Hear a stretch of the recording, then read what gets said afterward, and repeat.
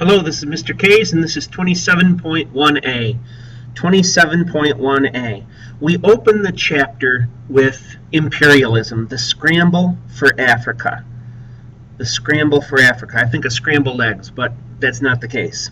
The scramble for Africa is trying to cut up Africa like a pie.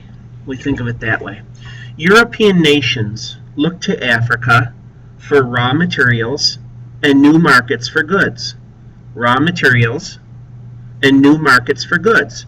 I want to take the raw materials out of your land, make something, and then sell it back to you. In doing so, this was imperialism. This is empire building. I think of that poster that I have on my wall. Cheerleader with pom-poms and a machine gun. It's empire building. Empire building. It's a seizure of a country by a stronger country.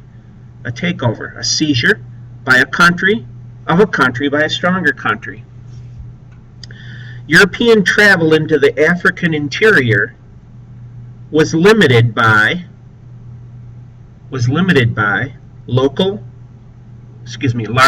armies,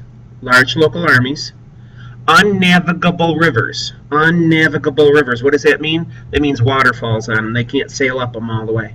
And then disease. Malaria was a big problem. We're going to see how the Europeans kind of overcame that. Now, important travelers. Henry Stanley. Now, Henry Stanley was an American, and he was hired by the British to find Dr. David Livingstone. Dr. David Livingstone. He was a medical missionary, and he had been not heard from for a long time. This was in 1871. Henry Stanley was hired to find Dr. David Livingstone. And where was he? Well, he was in the interior of South Central Africa.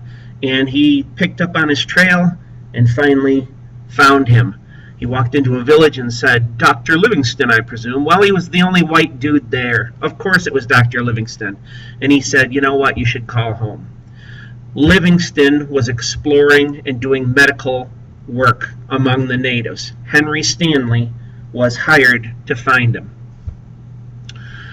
Stanley was also hired by King Leopold II of Belgium to obtain land in the Congo in 1879. After that, natives were forced to harvest rubber.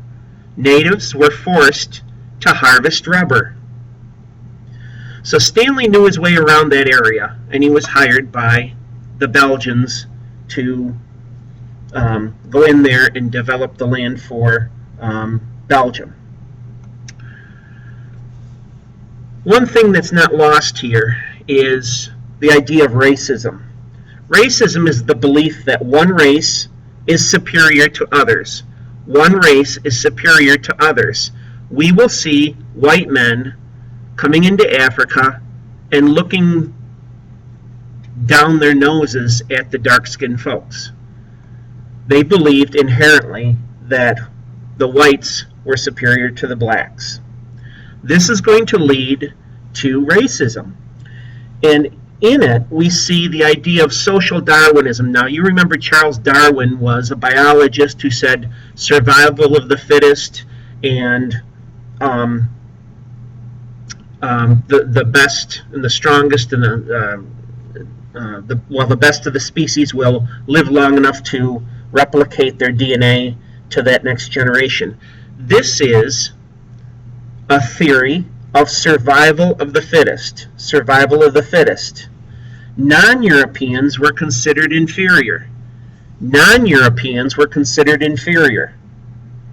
So we're setting the stage here for the Europeans to carve up Africa like a pie.